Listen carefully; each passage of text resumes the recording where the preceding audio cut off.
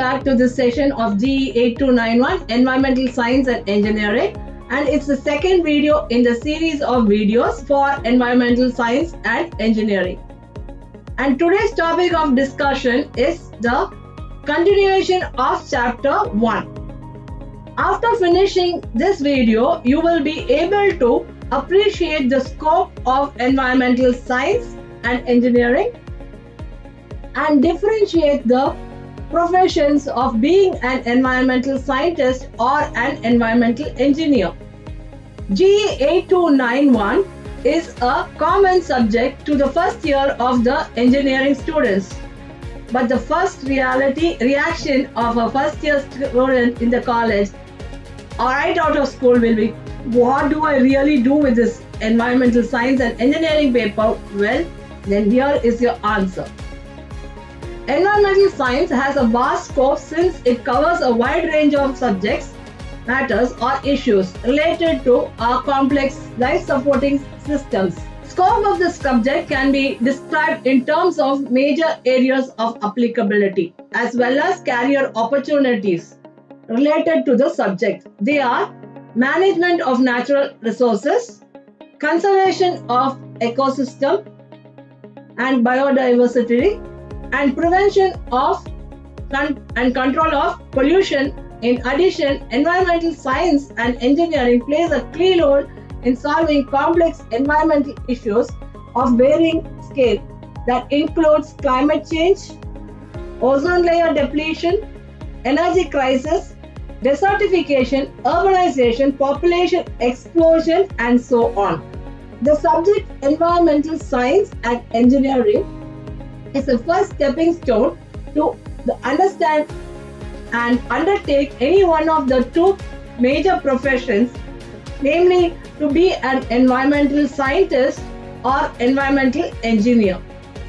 Then the next question in your mind will prompt you to ask, what are the similarities and differences between these jobs?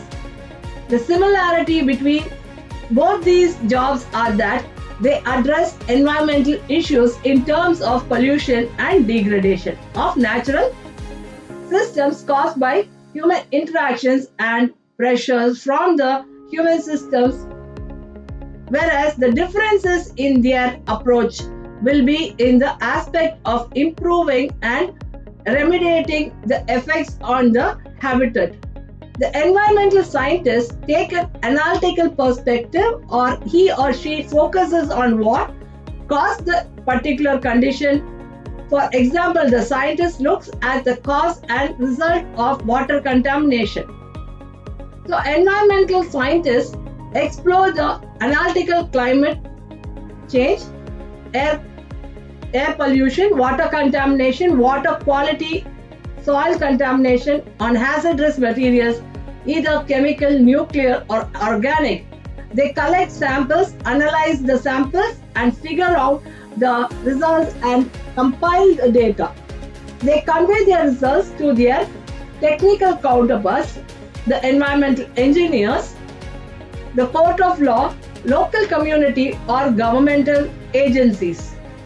Then what do the environmental engineers do?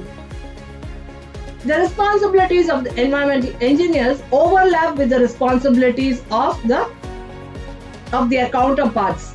They are also involved in soil and water contamination, air pollution and wastewater treatment, hazardous materials handling in nuclear power plants.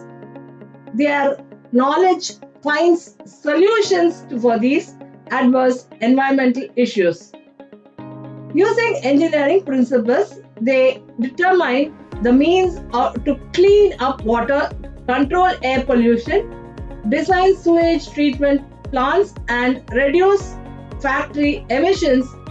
Thus, to summarize, the environmental scientists study factors causing climate change, air pollution, analyze soil and water contamination, and use geospatial and remote sensing technologies to analyze environmental issues, while environmental engineers use fluid mechanics, thermodynamics, hydraulics, and the fields of chemistry and biology to remediate and find solutions for the environmental issues. Based on the discussions above, whether you are an environmental scientist or an environmental engineer, the below discussed jobs are the opportunities you would come across as an environmental scientist or an environmental engineer. In industries, environmental engineering experts are needed to guide the industries to adopt clean technologies, control pollution, wastewater disposal, and conduct environmental audit. Environmental consultants are hired by government and NGOs to conduct laboratory-based analysis or field-based studies to assess the environmental impact assessment.